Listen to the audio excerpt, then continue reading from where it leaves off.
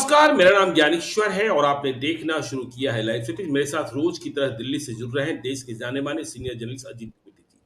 अजीत जी, लोकसभा चुनाव खत्म हो चुका, नरेंद्र मोदी प्रधानमंत्री बन गए, केंद्रीय मंत्री परिषद में जेडीयू की हिस्सेदारी बढ़ी और जेडीयू की हिस्सेदारी बनी, ये कह सकते हैं बढ़ी कहाँ, क्योंकि आरसीपी सिंह के बाद तो कोई थे ही नहीं। और अब देखिए बातें ये होने लगी है कि नीतीश कुमार फिर से जागृत हो गए हैं और उन्हें लगने लगा है कि बिहार ने मुझे भूला नहीं है।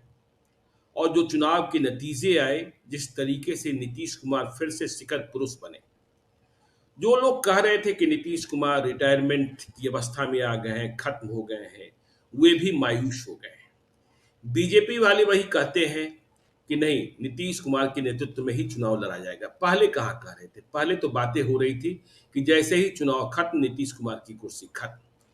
तो नीतीश कुमार की दिली ख्वाहिश है, जब एनडीए की सरकार बन रही थी तब भी इस बात की शर्त थी कि बिहार में विधानसभा का चुनाव जल्द से जल्द हो, क्योंकि नीतीश कुमार के मन में यह 30 तो 2020 से ही है कि हम 3 नंबर की पार्टी है और इस 30 को, इस कसक को वे दूर करना चाहते हैं। 2020 में कैसे तेजस्वी यादव मुख्यमंत्री बनते बनते चुके, इसका एहसास भी उन्हें है। और फिर बाद में जब वे डिप्टी सीएम बने तो नीतीश कुमार की कृपा से। तेजस्वी यादव की बात करें, हम तेजस्वी यादव की ही विशेष रूप से बात करना चाहते हैं, तो उन्हें इस बात की खुशी हो सकती है कि हम नील बट्टा सन्नाटा थे 2019 में, हम 4 सीटें हासिल कर लिए और संख्या तो अब इंडिया ब्लॉक वाले 10 की बताते हैं, पप्पू यादव को भी गिन लेते हैं जिन्हें हराने के लिए क्या नहीं किया गया। लेकिन हाँ, 1 से 9 पहुंच गए। और बड़ा सवाल यह है कि जिस तरीके से नीतीश कुमार लगे हैं कि हाँ, विधानसभा का चुनाव जल्दी, शायद यही कारण रहा कि वे दबाव नहीं बना पाए कि केंद्रीय मंत्रिपरिषद में जेडीयू के मंत्रियों को वजन वाला विभाग दिया जाए, वैसे विभाग दिए जाएं जिनसे बिहार की कुछ तरक्की हो सकती है, बिहार का कुछ डेवलपमेंट हो सकता है। तो नीतीश कुमार जल्द चुनाव चाहते हैं। और तेजस्वी यादव, देखिए तेजस्वी यादव, जब ओपिनियन पोल्स आ रहे थे तो यह कहा जा रहा था, सी वोटर का ओपिनियन पोल मुझे याद है, कि मुख्यमंत्री की रेस में सबसे आगे बिहार में तेजस्वी यादव है। और यदि तुलना होता है दो युवा चेहरों में तो तेजस्वी और चिराग में, लेकिन चिराग घटक दल है, मुख्य दल नहीं है। घटक दल तो नीतीश कुमार भी हैं, लेकिन नीतीश कुमार की शक्ति वो है कि तराजू के जिस पलड़े पर वो बैठते हैं वही पलड़ा चुनाव में जीत हासिल कर लेता है। तो तेजस्वी यादव, लोग जो पॉलिटिकल पंडित है वह कहना शुरू कर चुके हैं कि नीतीश कुमार इस उम्र में विधानसभा चुनाव की तैयारी में लग गए हैं, तेजस्वी यादव को भी देरी नहीं करनी चाहिए, और यदि देरी की तो फिर से बहुत देर हो जाएगी। लालू यादव की सेहत की क्या स्थिति है हम और आप समझते हैं। और चुनाव किस वक्त, जब डबल इंजन की सरकार है, केंद्र में जेडीयू की भूमिका है, और तेजस्वी यादव को यह आत्ममंथन करने की जरूरत है कि वे 25 सीटों की कल्पना कर रहे थे, तो 25 में 9 क्यों, और सबसे अधिक सीटों पर चुनाव आरजेडी ने लड़ा, 23 सीटों में 4 पर ही जीत हासिल हुई। यदि हम स्ट्राइक रेट की बात करें तो कांग्रेस का स्ट्राइक रेट आरजेडी से ज्यादा बेहतर है, और माले का स्ट्राइक रेट तो पूछिए ही मत। तो तेजस्वी यादव में क्या कमजोरी रह जाती है कि वह लड़ते लड़ते, आगे निकलते निकलते हार जाते हैं। इकोसिस्टम में कहां लूपहोल्स है, और जातीय समीकरण भी साधते हैं, लेकिन लोग यह भी कहते हैं कि जो कोर वोटर है माई, देखिए यादव तो उनके साथ रहे, ठीक है, कई लोकसभा क्षेत्रों में राष्ट्रवाद को अपनाया यादवों ने और बीजेपी को मत दिया, लेकिन यदि हम बहुमत की बात करेंगे तो यादव उनके साथ ही रहते हैं। लेकिन इस चुनाव में हमने यह भी देखा, आपने भी नोटिस किया होगा, कि कई लोकसभा क्षेत्रों में मुसलमान छिटके हैं, जेडीयू के उम्मीदवारों को मत दिए हैं, और मुसलमानों के मन में एक बेचैनी थी। यदि मुसलमान नहीं छिटकते तो पूर्णिया में क्या पप्पू यादव चुनाव जीत जाते, सिवान में हिना साहब को इतना मत आ जाता। तो यह समझने की बात है। और यादवों के बारे में कैसे यह अनुशासन पैदा कर पाएंगे, क्योंकि यह कहा जाता है, माना जाता है कि जैसे ही आरजेडी का झंडा लोग उठाते हैं, हाथ में हरा झंडा, लालटेन का झंडा और फिर मुरेठा, फिर मोटरसाइकिल की तेज रफ्तार, एक खौफ पैदा हो जाता है और इसी खौफ के बाद बीजेपी और जेडीयू की जीत हासिल हो जाती है। तो तेजस्वी यादव को देरी नहीं करनी चाहिए। फिर दूसरी बात यह भी कही जाती है कि वे चुनाव के वक्त तो दिखते हैं, लेकिन चुनाव खत्म होते ही वे सर्वसुलभ नहीं रहते हैं, जो उनके पिता लालू यादव की बड़ी यूएसपी है कि लालू यादव सबके हैं, कोई भी उनसे मिल सकता है। इस बुढ़ापे में और इतनी बीमारियों के बाद भी वे किसी से मिलने से चूकते नहीं हैं। तो तेजस्वी यादव को आप क्या सलाह देना चाहेंगे, जो पॉलिटिकल पंडित कह रहे हैं कि तेजस्वी यादव को क्या देरी करनी चाहिए, नहीं तो ऐसा कोई दिन आएगा कि विधानसभा भंग करने की सिफारिश हो जाएगी और फिर चुनाव की तारीखों का ऐलान भी हो सकता है। देखिए ज्ञानेश्वर जी, तेजस्वी यादव अभी लोकसभा चुनाव की थकान उतार रहे हैं। लोकसभा चुनाव में उन्होंने बड़ी मेहनत की और जी उसके बाद उसकी थकान उतार रहे हैं, और सीटें भले उनको कम आई हैं, जी लेकिन परसेंटेज ऑफ वोट बढ़ने का और इंडिया ब्लॉक के अपेक्षाकृत अच्छे प्रदर्शन करने का, अपेक्षाकृत का मतलब 2019 के मुकाबले बेहतर प्रदर्शन करने का जो सक्सेस है उसको एंजॉय कर रहे हैं, चेरिश कर जी रहे हैं उसको, उस मेमोरी को, कि कैसे कैंपेन किया लोकसभा में और कैसे माहौल बनाया और कैसे 0 सीट से 4 गए और 1 से 9 हुआ इंडिया ब्लॉक का। जो पहले यूपीए बिल्कुल। था वो इंडिया ब्लॉक की कैसे 9 सीटें हुई। तो अभी तो वो उसका आनंद ले रहे हैं। ठीक है, जी कुछ दिन की बात है, कुछ दिन करना चाहिए, एक पीरियड है। लेकिन आपको याद होगा कि जब लोकसभा चुनाव का कैंपेन शुरू हो गया था और भारतीय जनता पार्टी के साथ जो उसका एनडीए है उसके सारे कैंडिडेट्स अनाउंस हो गए थे, तब जी तक आरजेडी और इंडिया ब्लॉक ने अपने कैंडिडेट्स भी अनाउंस नहीं किए थे, कैंपेन तो बिल्कुल। छोड़ दी। तो उसमें इतनी देरी हुई थी। और फिर हम लोग जितनी बार चर्चा करते थे शुरू के दिनों में, सारे समय हम लोग ये चर्चा करते रहे कि तेजस्वी यादव अपना कैंपेन क्यों नहीं शुरू कर रहे हैं। और जी जब कैंपेन शुरू किया उन्होंने, तो उनका हेलीकॉप्टर पटना से उड़ता था, एक जगह सभा करते थे और वापस पटना आ जाते थे। हम्म, बाद में उन्होंने एक एक रफ्तार पेस बढ़ाई। पकड़ी और उसका तेजी उन्होंने बढ़ाई और कई सभाएं करने लगे वो। जी लेकिन शुरू में उनकी रफ्तार बहुत धीमी थी। तो हम्म, ये देखिए, कई बार जब चुनाव 2020 के मोड में आ जाए तब आप रिले रेस की तरह नहीं दौड़ सकते हैं, आप मैराथन की तरह नहीं दौड़ सकते हैं। बिल्कुल। आप तो रिले दौड़ ही नहीं सकते हैं क्योंकि आपके साथ दूसरा कोई है ही नहीं जिसको आप बटन पकड़ाएंगे। जी और मैराथन भी नहीं दौड़ सकते हैं। तो आप उस समय जितनी देरी की थी, ये उसी का खामियाजा था कि जो आपने कहा कि जीतते जीतते रह जाते हैं, या लगता है कि अब गोल पोस्ट पर पहुंच गए और उसके पहले गिर जाते हैं, गोल पोस्ट तक कोई दूसरा उनसे पहले पहुंच जाता है। वो जी इसी कारण से है कि एक तो उनका कैंपेन देरी से शुरू करते हैं, कैंपेन पेस पकड़ने में बहुत टाइम लेता है उनका। अपने अलावा उनके उनकी पार्टी में या उनकी टीम में दूसरा कोई लीडर नहीं है, उनका सब्स्टिट्यूट नहीं है जो जहां वो जी नहीं जाए वहां वो जाकर के दूसरा व्यक्ति प्रचार कर सके। हम्म, अब देखिए, अब अभी तो उनका बच्चा छोटा है, लेकिन हम सब लोगों ने देखा कि इस बार उत्तर प्रदेश के कैंपेन में जिस तरह से डिंपल यादव और अखिलेश यादव के की बेटी ने, इन बिल्कुल। दोनों ने जिस तरह का कैंपेन किया, इन तीनों ने, उन घर की दोनों महिलाओं ने भी जिस तरह का कैंपेन किया, और उनके पास एक सिस्टम अपना भी बना हुआ है जिसमें चाचा हैं, चचेरे भाई हैं, कई लीडर्स उन्होंने खड़े किए हुए हैं जो कैंपेन में जाते हैं परिवार के। जी तो एक कमी ये भी है, एक तो पहले तैयारी में डिले करते हैं, दूसरा अपना ये जो आपने कहा कि चुनाव के समय जब वो रैलियों में दिखाई देते हैं उसके बाद कहीं वो दिखाई नहीं देते, दिखते विजिबल नहीं नहीं है। रहते। बिल्कुल। और उनकी पार्टी के लोगों से भी मिलना उनका मुश्किल होता है कि वो अब जी जो जिस तरह से लालू यादव जनता दर्शन के लिए सुबह उठ करके बैठ जाते थे, और कोई आ रहा है कहीं से, कोई मछली लेके आ रहा है कहीं से, कोई गोभी लेके आ रहा है, जी कोई आके कोई कहानी सुना रहा है, कोई कई कहानी आकर के सुना रहा है, तो वो सुलभ नहीं होते हैं अपने पार्टी के लोगों के लिए।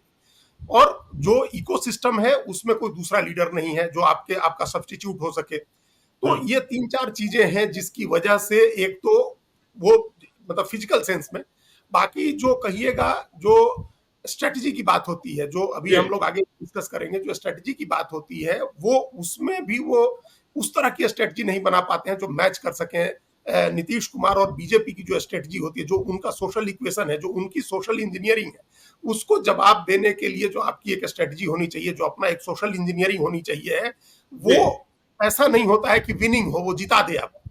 हम्म, लड़ाई में तो ले आ देता है, लड़ाई में तो आप हमेशा आ जाते हैं, चूंकि यादव मुस्लिम का ही एक 32% का वोट आधार है, तो लड़ाई में बिल्कुल। तो आप हमेशा रहते हैं और एक मजबूत प्रतिद्वंदी के रूप में रहेंगे हमेशा। लेकिन नहीं, एक बात तो महसूस की प्रतिद्वंदी का जाती कोई है ना, मतलब नहीं होता, अजीत जी अगर एक आप बात चुनाव नहीं। महसूस की जाती अजीत जी एक बात महसूस की जाती है कि दोनों के यदि आप चुनाव संपर्क को देखें, चुनाव जनसंपर्क को देखें, चुनावी अभियान को देखें, तो एक शांत चुनाव लड़ते हैं नीतीश कुमार, बिल्कुल शांति के साथ।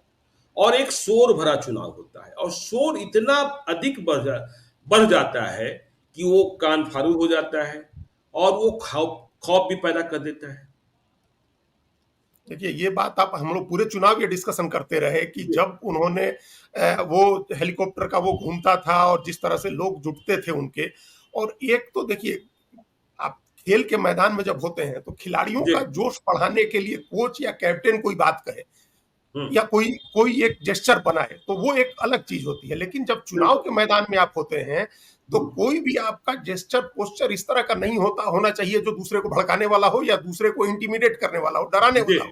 देखिए, बिल्कुल, ये ऐसे बड़ा अच्छा लगता है रील्स में कि जो हुँ, जो पता नहीं अभी स्क्रीन पर आपके आएगा या नहीं, जो तेजस्वी यादव ये करते थे, जी, गमछा आपको याद लहराते है थे। सपोज में ऐसे ऐसे करते थे वो बिल्कुल, स्टेज पर खड़े होकर के, जी, तो रील्स में तो बड़ा अच्छा लगता है और हुँ, इसको स्लो मोशन में दिखाया जाता था और लोग पूरा एकदम भीड़ उन्मादी हो गई है, तो ये वहां बहुत अच्छा लगता है।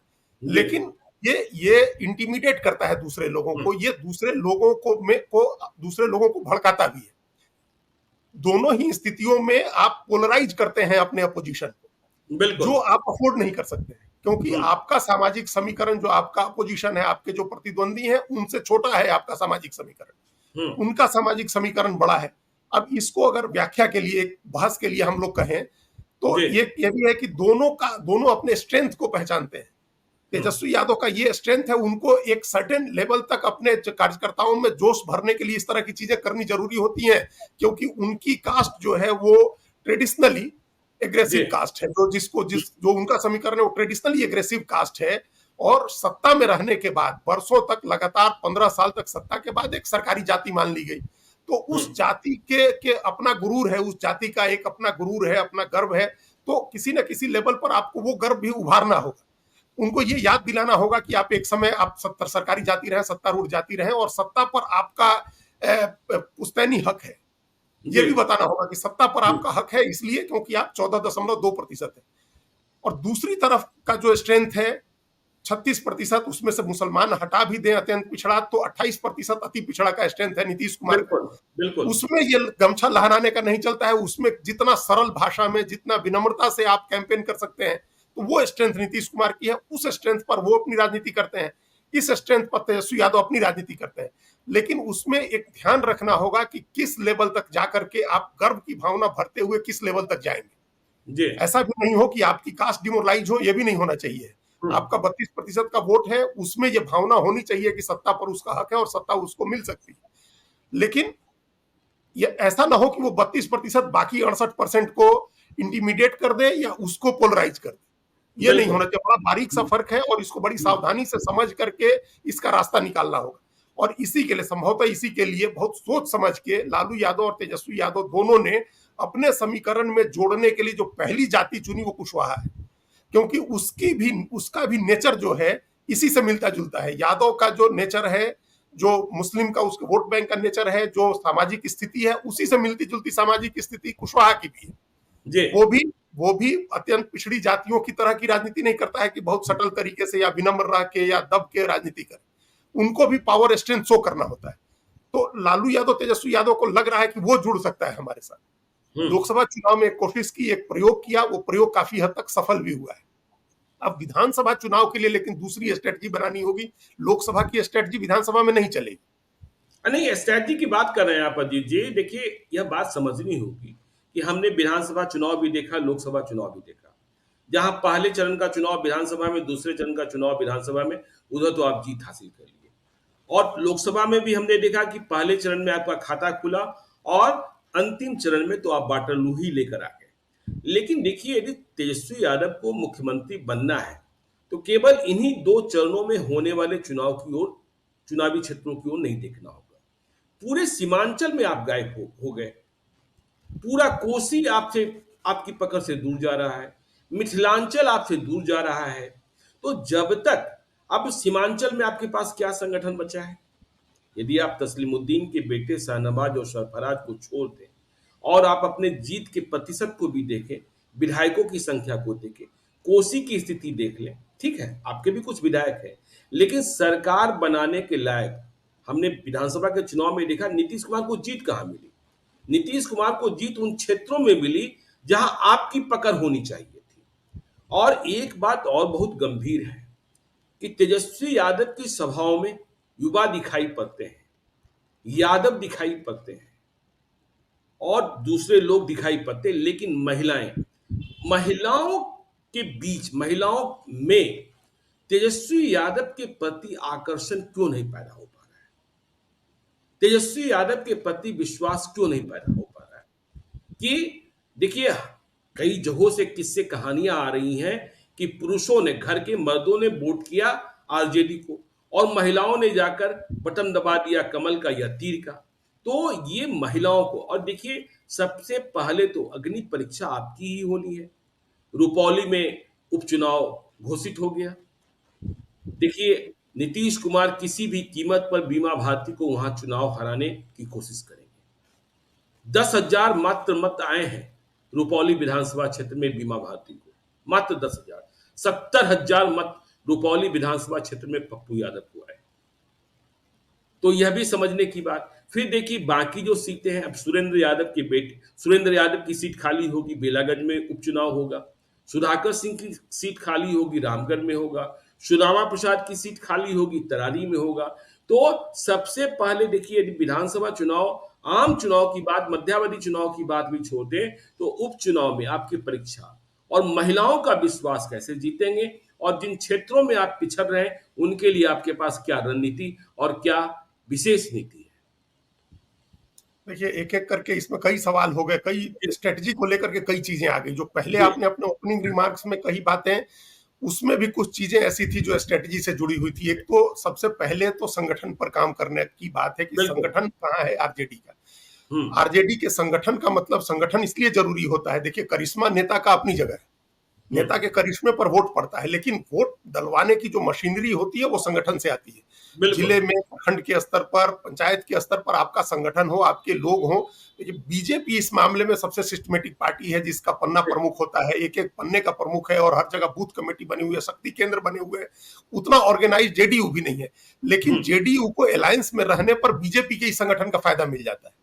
और दूसरा, जेडीयू का जो स्ट्रेंथ है, वो स्ट्रेंथ चुपचाप जाकर के वोट डालने वालों का है। वो ज्यादा शोर शराबे, दिखावे और किसी बड़ी उम्मीद में नहीं रहते हैं कि कोई आए उनको ले जाए, उनको वोट डलवाए। वो अपना वोट डालते हैं जाकर। वो स्ट्रेंथ आरजेडी को नहीं मिलता, चूंकि बीजेपी जैसी कोई ऑर्गेनाइज पार्टी नहीं है उनके साथ। तो अपना स्ट्रेंथ बनाने, एक तो ऑर्गेनाइजेशन की बात है जो मुख्य रूप से अगर है तो उसको रिवैम्प करिए, नए अध्यक्ष बनाने हैं, नए अध्यक्ष बनाइए, जिला अध्यक्षों को जिम्मेदारी दीजिए, उनको बुलाइए, उनके साथ मीटिंग्स करिए, प्रखंड अध्यक्षों के साथ मीटिंग करिए। आप लगातार दिखिए, अभी चुनाव क्षेत्र में जाने मुरेठा बांधने वाले नहीं, मुरेठा बांधने और गमछा लहराने वाले आपके अध्यक्ष न हो। अब वो नहीं, वो उससे बचना होगा। उसी पर हम आ रहे थे कि जो आपने कहा कि महिलाओं की भागीदारी नहीं दिखती है, सभाओं में भी नहीं दिखती है, वो इसी की वजह से नहीं दिखती है कि एक धारणा बनी हुई हो सकता है कि पूरी तरह से वो धारणा गलत हो, लेकिन एक हुड़दंग वाली जो धारणा है कि हुड़दंग हो सकता है, मारपीट हो सकती है, इस तरह की जो एक धारणा बनी हुई है, पुराने पहले से चली आ रही है, उसकी वजह से महिलाएं दूर रहती हैं सार्वजनिक कार्यक्रमों से। देखिए नीतीश कुमार के कार्यक्रम में कितनी महिलाएं जुट जाती हैं, पार्टी ऑफिस में हो या कहीं भी कार्यक्रम हो तो बड़ी संख्या में महिलाएं आती हैं। आरजेडी के साथ नहीं होता है, और ये रिफ्लेक्ट होता है वोट डालने में।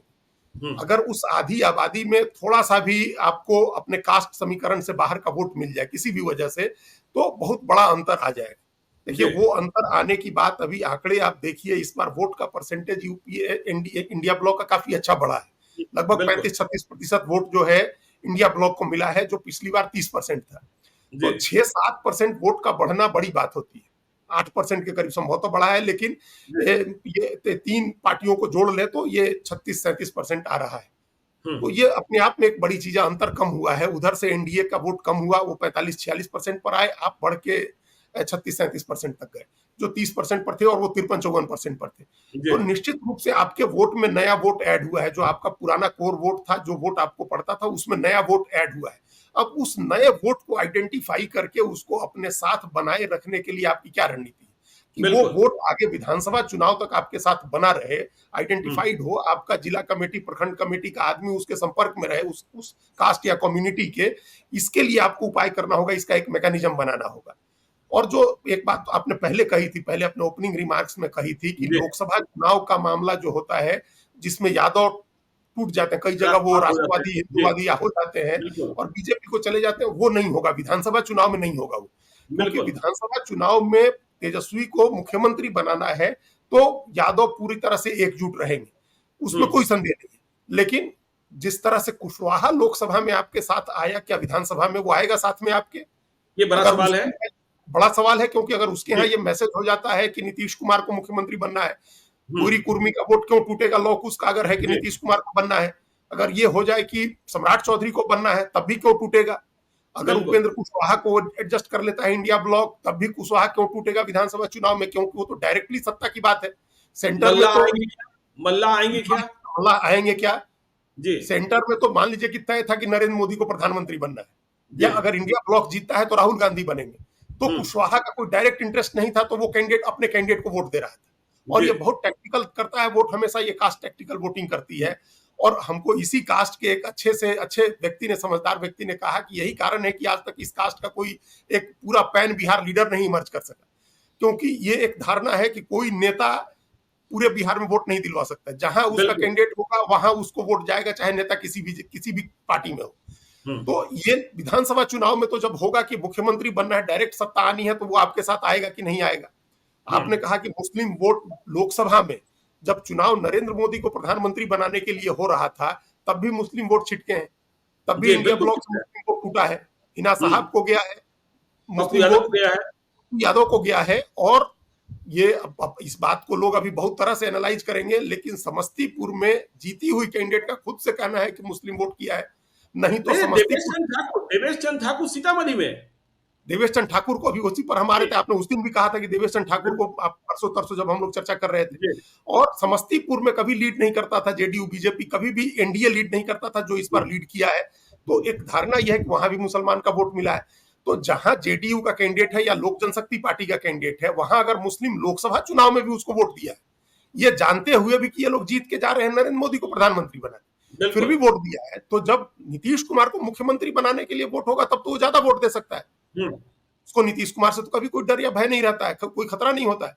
तो ये पूरा समीकरण जो लोकसभा चुनाव में तेजस्वी यादव को अभी दिख रहा है कि 36-37% का या 38% का एक समीकरण बना हमको, वो जी, बिखर सकता है लोकसभा विधानसभा चुनाव में, वो उतना नहीं हुँ। रह जाएगा विधानसभा चुनाव में। अगर यादव कंसोलिडेशन होगा, तो दूसरी जातियों का वोट जो लोकसभा में मिला था, वो हो सकता है कि बिखर जाए। तो नहीं, नहीं, इसके आप लिए अभी से आपको एक स्ट्रेटजी जहानाबाद का बनानी होगी। उदाहरण देखिए अजीत जी, जहानाबाद का उदाहरण देखें कि वहाँ चंदेश्वर प्रसाद चंद्रवंशी को हराने के लिए भूमिहारों ने क्या किया। और देखिए बिल्कुल। मुझे कल जहानाबाद के एक एक्सपर्ट मिले थे, वे कह रहे थे कि देखिए यदि सुरेंद्र प्रसाद यादव सिर्फ अपने मतों से जीतते, तो वहाँ यादव हुड़दंग कर रहे होते। लेकिन वहाँ के यादवों को पता है कि सुरेंद्र यादव की जीत के पीछे भूमिहार हैं, इसलिए वहाँ कोई हुड़दंग नहीं हो रहा है। देखिए, ये बात तो बिल्कुल लॉजिकल है, इस बात में तो जी, लॉजिक है और फैक्ट भी है इस बिल्कुल, बात में कि भाई बिल्कुल। अपने दम पर अगर जीत सकते थे, तो 2014 में भी जीत जाते, 1751 वोट से जीते। अभी जो अंतर 1 लाख से 2019 ऊपर गया उनकी, जी, हाँ, 1419 में, 1400 हाँ, 2019 में जो 1700 वोट से जीते वो, जी, तो अपने दम पर लड़ रहे थे। अब हुँ, इस बार भूमिहार की ताकत उनको मिल गई है, या एनडीए के साथ नहीं गया है भूमिहार, तब हुँ, फिर वो चुनाव जीत गए हैं। लेकिन जी, विधानसभा चुनाव में ये स्थिति नहीं रहेगी। विधानसभा बिल्कुल नहीं चुनाव रहेगी। तो बिल्कुल ही अलग ढंग से लड़ा जाएगा, एक-एक सीट पर अलग तरीके से लड़ा जाएगा।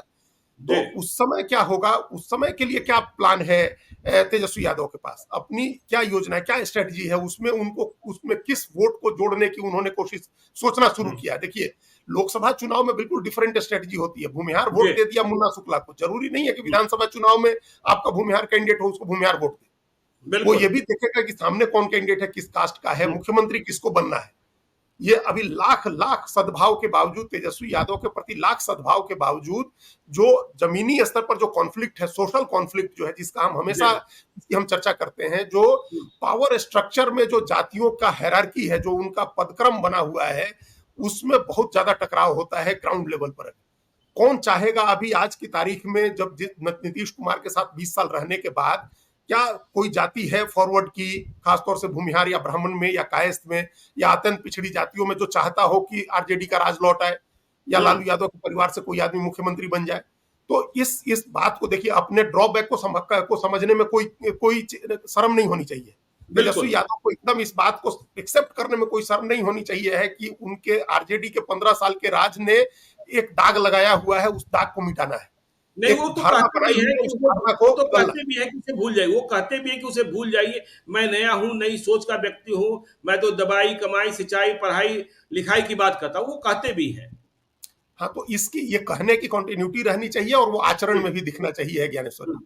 देखिए, बिल्कुल। आचरण में दिखने का हम लोग कई बार चर्चा कर चुके हैं हुँ, कि आप 40 में 11 यादव लड़ाइएगा तो कैसे आप ए टू जेड का समीकरण सधेगा? हाँ, कहाँ सधेगा? नहीं सधेगा, नहीं किसी हाल में सधेगा। नहीं सधेगा। देखिए, आप हुँ, अखिलेश यादव को, हम पहले दिन हमने कहा था कि अखिलेश यादव के की किताब से 2-4 पन्ने पढ़ने होंगे तेजस्वी यादव बिल्कुल। को, हुँ, कि आप किस तरह से एकदम सादगी के साथ, विनम्रता के साथ, बिना एग्रेसिव हुए, मधुर बोली बोलते हुए, मुस्कुराते हुए, चेहरे पर तनाव बहुत दिखता है तेजस्वी यादव के, हुँ, और ये जी, लगता है कि गुस्से में है वो, या आप सीरियस होइए, अलग चीज है, गंभीरता होनी चाहिए है, लेकिन जो सौम्यता चेहरे पर दिखती है अखिलेश यादव की, किसी भी नेता हुँ, के चेहरे पर जो एक सौम्य भाव होना चाहिए, जो नीतीश कुमार के चेहरे पर दिखता है, मुस्कुराता हुआ चेहरा, हमेशा लाफिंग बुद्धा टाइप का, तो वो चेहरा बिल्कुल। होना चाहिए नेता का। हुँ, वो भरोसा जगाता है, वो नौजवानों में भी, महिलाओं में भी, जो कमजोर तबके हैं, जो वंचित लोग हैं, उनमें भी। तो सामाजिक समीकरण आप ये कहिए, आप 15 साल पहले उस भूलने की बात कहिए, लेकिन अपने आचरण से लोगों को भरोसा भी दिलाइए कि हाँ, अब हम आएंगे तो वो जमाना नहीं लौटेगा। जो बिल्कुल। जो नहीं दिखाई देता है सभाओं में देखने को कहिए, कैंडिडेट सिलेक्शन में कहिए, वो नहीं दिखाई देता है। नीतीश कुमार देखिए किस तरह से तमाम निराकार चेहरों को लड़ाते हैं, उनका चेहरा कहीं किसी को इंटिमिडेट करता है, किसी को कोई डर भय होता है क्या उनके एमपी से? उनके नहीं, जिलाध्यक्ष को देख कर किसी को लगता है क्या उनका जिलाध्यक्ष तो हमने अपने पूर्वी चंपारण के जिलाध्यक्ष को पैदल ही कचहरी जाते हुए देखा है, हाथ में बैग लेकर के। 4 जी। आदमी साथ में है और जिलाध्यक्ष महोदय झटकते हुए कचहरी जा रहे हैं। बड़ी हुँ, स्कॉर्पियो गाड़ी हो और 4 आदमी आगे पीछे हो, या बुलेट मोटरसाइकिल से, तो ये नहीं होता है, वो भी नहीं होता है। ये बड़ी छोटी सी बात है, लेकिन इसका एक मैसेज, इससे एक धारणा बनाने में लोगों को मदद मिलती है। नहीं, एक तो बात और भी महत्वपूर्ण है ना अजीत जी, कि जिस तरीके से लोकसभा चुनाव में आपने पप्पू यादव को रोकने की कोशिश की, आपने गुलाब यादव को रोकने की कोशिश की, आपने हिना साहब को रोकने की कोशिश की, आपने प्रभुनाथ सिंह के परिवार को रोकने की कोशिश की, ये सब आपको प्रवृत्ति त्यागनी होगी। चुनाव में जो हम लोग कहते हैं कि भाई विनिंग सिचुएशन क्या है, कौन जीत सकता है, कौन हार सकता है, कौन मेरे साथ आ सकता है, किसी के पीछे लगकर आप सत्ता नीतीश कुमार से शायद नहीं छीन पाएंगे। वो तीसरा उम्मीदवार खड़ा होगा और आपकी बैंड बजा देगा। हम्म? कहाँ देखिए, रह गए आप सिवान में? जी, सिवा। ये और तो यदि हम बक्सर हमेशा, में भी आप जीत गए, बक्सर में सुधाकर सिंह जीत गए हैं, तो उन्हें तो थैंकफुल होना चाहिए आनंद मिश्रा का, जो चालीस बिल्कुल। हजार से अधिक मत काट करके ले गए। हाँ, ये तो परिस्थितियों की जीत है ना, कई सीटें तो जी, परिस्थिति बस आप जीत गए। और जो बिल्कुल। पिछला विधानसभा चुनाव में भी जो आज 80 सीटें तेजस्वी यादव या आरजेडी के पास है, तो वो तो परिस्थितियों की जीत है। हम्म, वो चिराग पासवान की वजह से हुआ था। उन्होंने बिल्कुल। नीतीश कुमार की पार्टी को 30 के करीब सीटें चिराग पासवान ने हरा दी। जितना वोट चिराग पासवान को गया, अगर वो जोड़ दे तो 30 सीटें और होती, तो वो जी, 30 सीटें कम हो जाती आरजेडी की, तो आरजेडी 50 के नीचे रहती, 45 से 50 के बीच में, जो उसका एक्चुअल स्ट्रेंथ है। आप याद करिए बिल्कुल। 2005 के बाद वाले चुनाव को, तो दूसरा चुनाव हुआ था, तो उसी तरह से 40-45 सीटों की का एक्चुअल स्ट्रेंथ उसका आ जाता है, जितना वोट आधार है उसका, अपने वोट हम्म, आधार पर, जो अपना वोट आरजेडी का है और जो एनडीए, जो इंडिया ब्लॉक की दूसरी पार्टियों का है। तो एक तो आचरण से दिखाना होगा कि आप ए टू जेड की राजनीति कर रहे हैं। हम्म, हर बार परिस्थितियां आपका साथ नहीं देंगी, इस बार चिराग पासवान साथ नहीं देने जा रहे हैं। नहीं तो देने जा रहे हैं, बिल्कुल। तो परिस्थितियां हर बार साथ नहीं देंगी। आपका अपना समीकरण विनिंग समीकरण होना चाहिए। दूसरे के जी, भरोसे आप जब नहीं ठान सकते हैं कि दूसरे के भरोसे आपका काम हो जाएगा, हम्म, तो चुनावी यज्ञ में आपको अपनी स्ट्रेटजी बना करके जानी होगी, अपना सामाजिक आधार बड़ा करके जाना होगा। अब देखिए, मुसलमान जो छिटका लोकसभा में, क्या उसका उसके पीछे ये कारण नहीं होगा कि आपने 5 से सीटें काट करके 2 कर दी? हाँ, तो उसको लगा हाँ, होगा, उसका उसका आपको फायदा कितना मिला, ये आप एनालाइज करिए। अभी पता नहीं कितना फायदा मिला, लेकिन नुकसान तो ये हुआ कि जो आपके प्रति कमिटमेंट था वो उनको कम हुआ होगा। उनको, उनके मन बिल्कुल। में ये धारणा बैठी होगी कि मौका आएगा तो आप छोड़ दीजिएगा। हम्म। तो ये जो धारणा है, ये जोखिम लेना होता और है। तो ए टू देखिए, जेड। अब तो ये बात तय होगी अजीत जी कि सीमांचल की राजनीति में कांग्रेस की पैठ है। यदि बिहार के बाकी हिस्सों में कांग्रेस खत्म है, तो सीमांचल की राजनीति में कांग्रेस की पैठ है। वहां पप्पू यादव भी हैं और कोसी में भी आप गायब हैं। देखिए कोसी में किस तरीके से आप जब मधेपुरा नहीं जीत सके, सुपौल नहीं जीत सके, 2014 में पप्पू यादव भी जीते थे और रंजीत रंजन भी चुनाव जीती थी। देखिए, तेजस्वी यादव को अपना स्ट्रेंथ पहचानना होगा। स्ट्रेंथ जी, उनकी आरजेडी का एक जो स्ट्रेंथ है, उसके साथ जो अलायंस पार्टनर है उसकी क्या स्ट्रेंथ है, उसको भी पहचानना होगा। ये देखिए, बिल्कुल। बीजेपी इस बात को समझ रही है, उसने स्ट्रेंथ पहचाना हुआ है कि चिराग पासवान का क्या स्ट्रेंथ है और नीतीश कुमार का क्या स्ट्रेंथ है। तो जीतन राम उसके मांझी का हिसाब, क्या स्ट्रेंथ है? जी, जीतन राम मांझी का क्या स्ट्रेंथ है और उपेंद्र कुशवाहा की क्या उपयोगिता है, ये सब जी, बीजेपी ने पहचाना हुआ है। और उसके जी, हिसाब से सब आदमी को वो लोग कहीं ना कहीं एडजस्ट करते हैं और ये उसका चेहरा दिखा करके उसका वोट अपनी तरफ आकर्षित करते हैं। आरजेडी को भी ये चीजें करनी चाहिए, उसको आइडेंटिफाई करना चाहिए कि देखिए उसके साथ आज अगर लेफ्ट की पार्टियां हैं तो उनका क्या स्ट्रेंथ है, उस बिल्कुल। स्ट्रेंथ को आप कैसे अपने में जोड़ करके एक और एक 11 कर सकते हैं। कांग्रेस के हुँ, का जो स्ट्रेंथ है उसको कैसे अपने साथ जोड़ करके आप अपनी ताकत को दुगना बना सकते हैं। जी, तो पॉलिटिक्स में तो ऐसे होता। और इन इन दोनों पार्टियों के साथ जो लेफ्ट की तीनों पार्टियां हैं और कांग्रेस, इनके साथ अर्थमेटिक भी है और आरजेडी की केमिस्ट्री भी बनी हुई है। देखिए, अगर ये केमिस्ट्री नहीं होती तो माले के लोग 2 लोकसभा सीटों पर नहीं जीत सकते थे। जी, 1989 के बाद पहली बार माले की एंट्री हो रही है लोकसभा में। तो ये जो अर्थमेटिक भी है और केमिस्ट्री भी है। आपको उस अपने आचरण से और अपनी स्ट्रेटजी से उसको जोड़ना है। अब जो समय बचा हुआ है, मान लीजिए कि दो टाइमलाइन है। एक तो एक बीजेपी के अंदर भी अब एक सोच ये भी है कि अभी तेजस्वी के प्रति एक मोमेंटम है, तो अभी तुरंत चुनाव में जाएं कि थोड़ा डिले करें। जी, तुरंत चुनाव में जाने का मतलब है कि दिसंबर में झारखंड का चुनाव है तो उसके साथ बिहार का चुनाव साथ होगा। हो जाए, बिल्कुल। तो आपके साथ 5 महीने का समय है आपके पास। हुँ, इस 5 महीने को आप कैसे स्ट्रेच करके 10 महीना बना सकते हैं, जी, आप कैसे 24 घंटे को 48 घंटे में बदल सकते हैं, ये तेजस्वी यादव को करना है। आप घर में तो बैठने से काम नहीं चलेगा। आपको बिल्कुल। 24 घंटे को किस तरह से 36 घंटा 48 घंटा आप बनाएंगे, इस 5 महीने में कैसे 10 महीने का काम करेंगे। स्ट्रेटजी के लेवल पर, आउटरीच के लेवल पर आपको आउटरीच करना होगा उन कॉन्स्टिट्यूएंसी में। देखिए, अभी हम लोग सुना, पता नहीं राहुल यादव, राहुल गांधी जाएंगे या नहीं जाएंगे, हुँ, लेकिन उनके धन्यवाद यात्रा पर निकलने की चर्चा है कि जी, वो 52 से 99 हुए हैं। तो कांग्रेस में एक प्लानिंग हो रही है कि वो धन्यवाद यात्रा करे, क्योंकि उनकी पद यात्रा का लाभ मिला है पार्टी को। बिल्कुल। तो 0 से 4 पर पहुंचने के लिए तेजस्वी को भी पद यात्रा करनी चाहिए है या गाड़ियों से ही यात्रा करनी चाहिए है। अरे और उस पदयात्रा का लाभ देखिए ना अजीत जी, पदयात्रा का लाभ किशनगंज भी जीत गए, पप्पू कटिहार भी यादव जीत के, गए। हाँ, हाँ, हाँ, पप्पू यादव भी मान लीजिए और तो गए सासाराम लालू भी यादव, गए, हाँ, सासाराम भी गए, सासाराम भी गए। वहाँ भी तो वहाँ भी जीत हो गई।